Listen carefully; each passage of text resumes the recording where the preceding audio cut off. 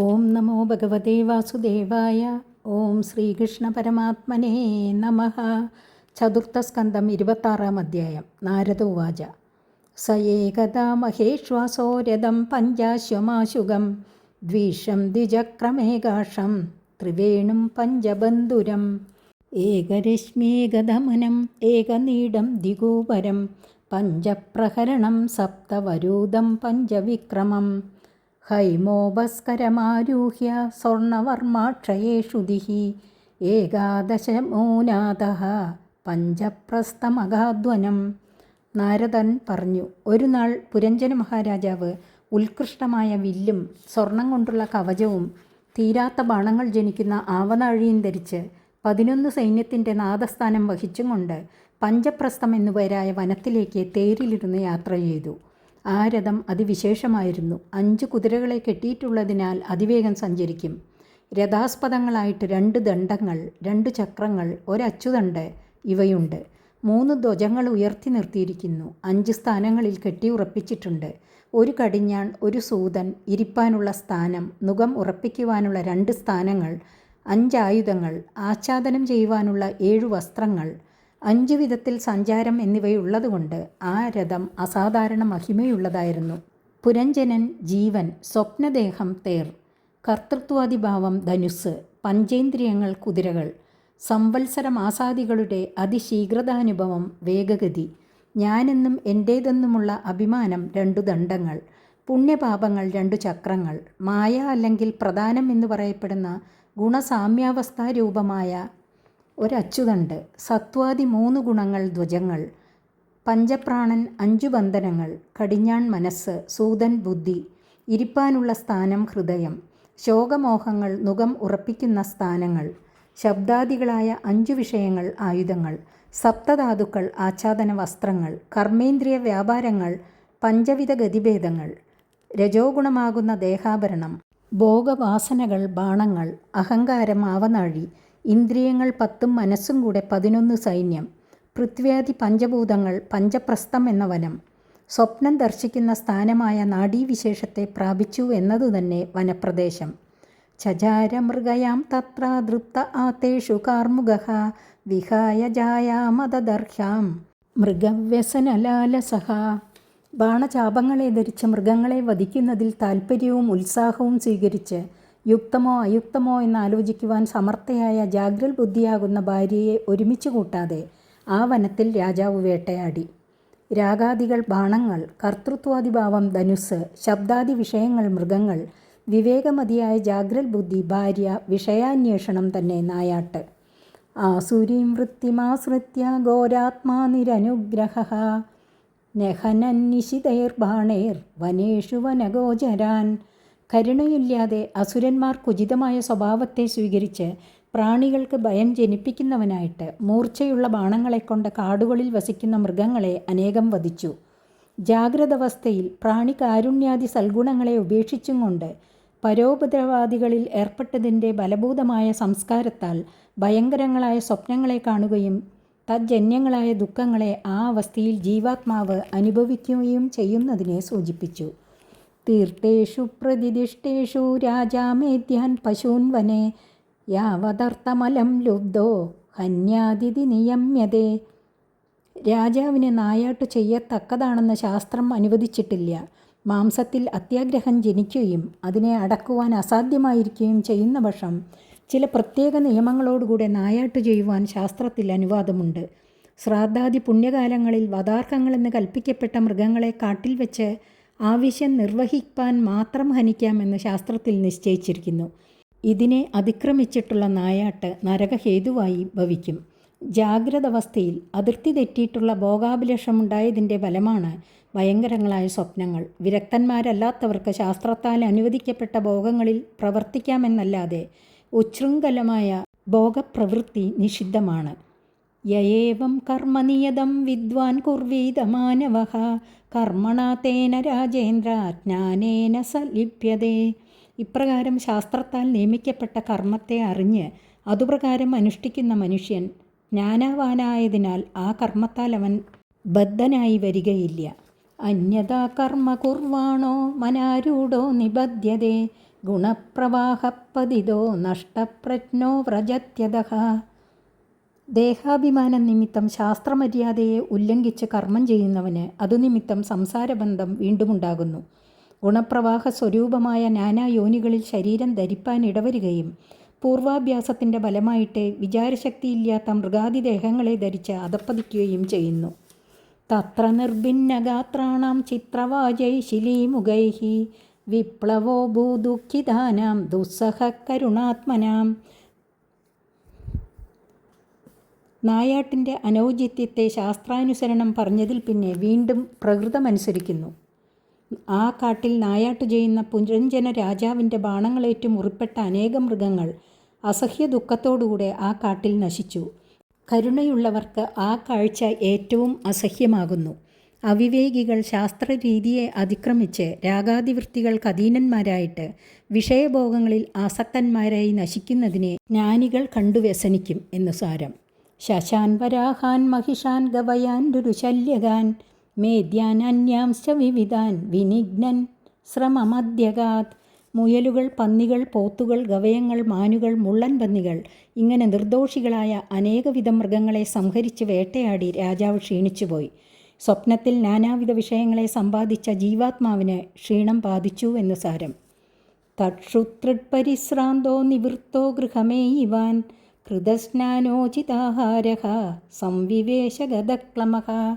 അനന്തരം വിശപ്പും ദാഹവും കൊണ്ട് ക്ഷീണിച്ച രാജാവ് ഗൃഹത്തിലേക്ക് മടങ്ങി വന്നു. സ്നാനം ചെയ്തു സമുചിതമായ ആഹാരം കഴിച്ച് സുഖമായിരുന്നു ക്ഷീണം ശമിപ്പിച്ചു. സ്വപ്നാവസ്ഥയിൽ നിന്നും മടങ്ങി ജീവൻ ജാഗ്രത അവസ്ഥയെ പ്രാപിച്ചു. ഹൃദയമാകുന്ന ഗൃഹത്തിൽ നിവസിച്ചു.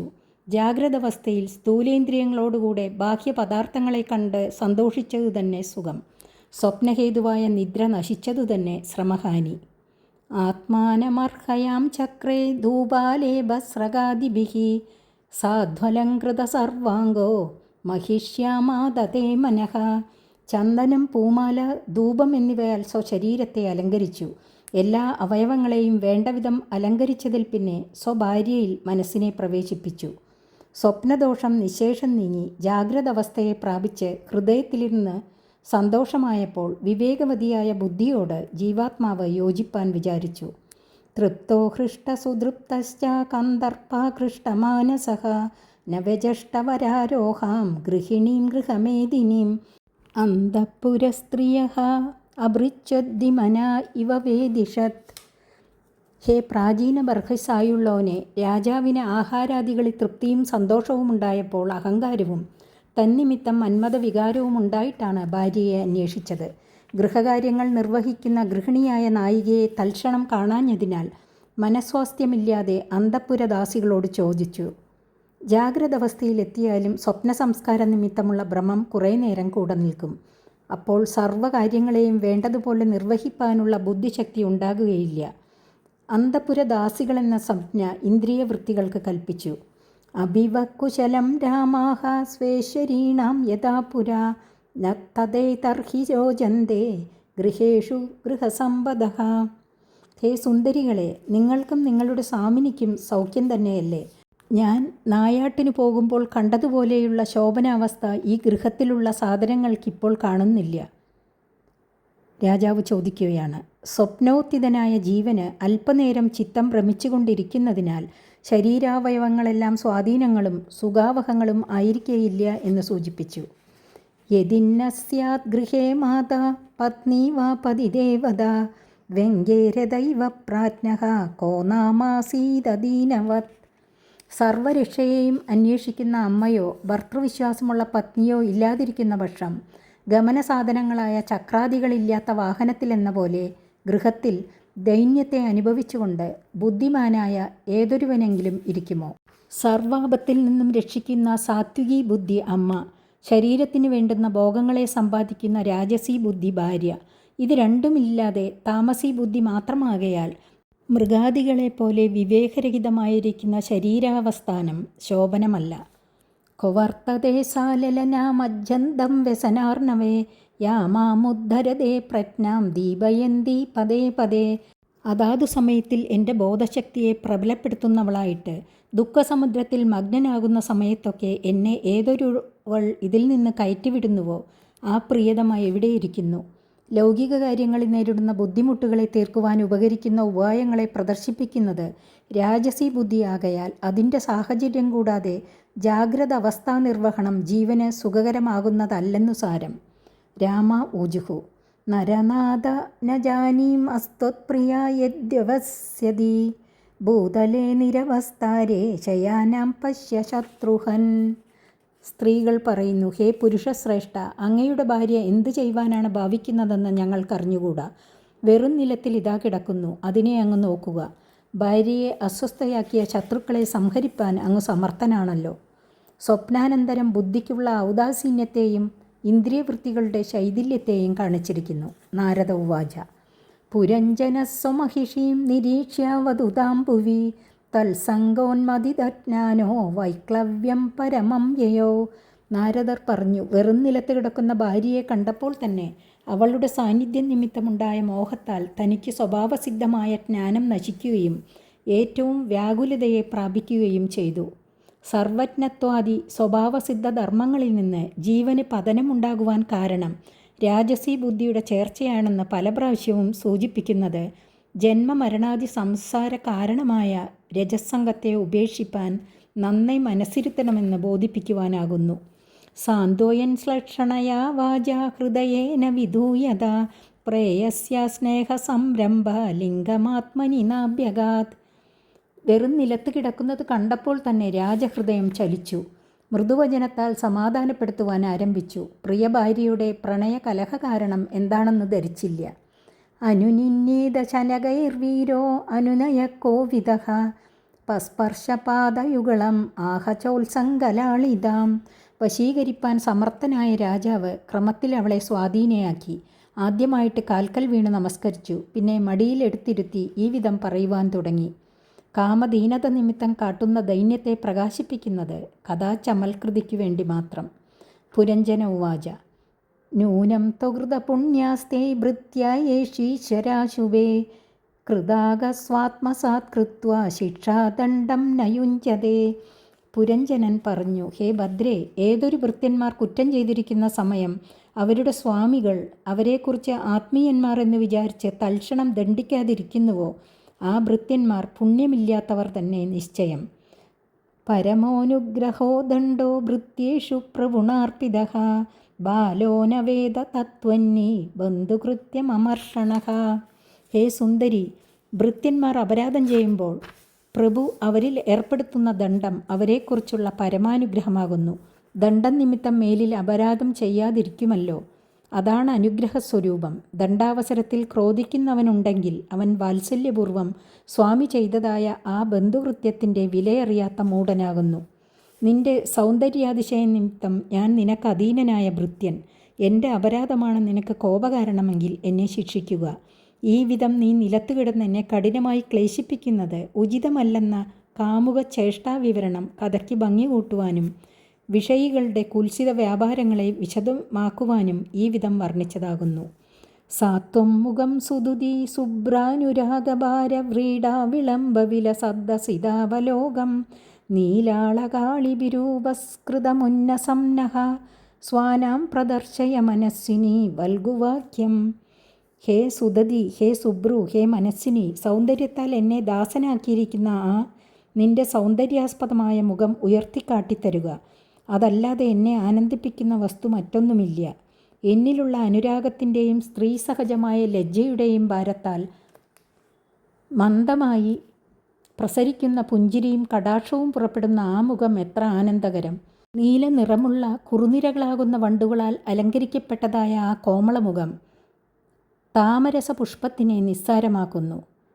അതിൽ നിന്ന് പുറപ്പെടുന്ന മനോഹര വാക്യത്തെ കേൾപ്പിക്കുവാൻ കാലതാമസം വരുത്തുന്നതായ നിന്റെ ധൈര്യം എന്നെ ഏറ്റവും ക്ലേശിപ്പിക്കുന്നതാകയാൽ അതിനെ വിട്ടുകളയുക. തസ്മിന്തതേദമഹം തവ വീരപത്നി യോന്യത്ര ഭൂസുരകുലാത് കൃതകിൽബിഷസ്തം പശ്യേന വീതഭയമുന്മിതം ത്രിലോക്യ മന്യത്ര വൈമുരരിഭോരി തരത്ര ദാസാത്. ഹേ വീരപത്നി, വീരനായ എൻ്റെ ഭാര്യയായ നീ ഈ വിധം ദുഃഖിക്കുന്നത് ഉചിതമല്ല. ഏതാനും ഒരുവൻ നിനക്ക് അപ്രിയം ചെയ്തതാണ് ദുഃഖകാരണമെങ്കിൽ അവനെ പറയുക. അവനിൽ ഞാൻ ദണ്ഡമേൽപ്പിക്കാം. എനിക്ക് അപരാധം ചെയ്ത ഒരുവൻ ബ്രാഹ്മണകുലത്തിലും ശ്രീഹരിദാസനിലും ഉൾപ്പെട്ടവൻ അല്ലാത്ത പക്ഷം അവൻ ഭയരഹിതനോ സന്തുഷ്ടനോ ആയിരിക്കാൻ അവകാശമില്ല.